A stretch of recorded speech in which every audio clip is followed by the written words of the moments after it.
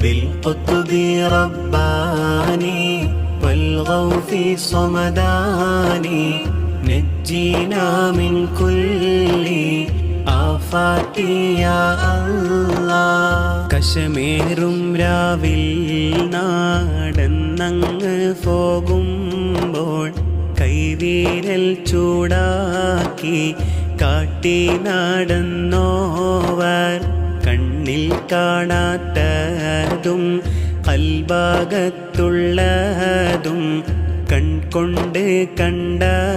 പോൽ കണ്ട് പറഞ്ഞോവർ ഉറങ്ങുന്ന നേരത്തും ഖബറാകം തന്നിന്നും ഉടയവൻ ഏകല്ലോ നര പറഞ്ഞോവർ ഖബറാകത്തിന് സലാമിനെ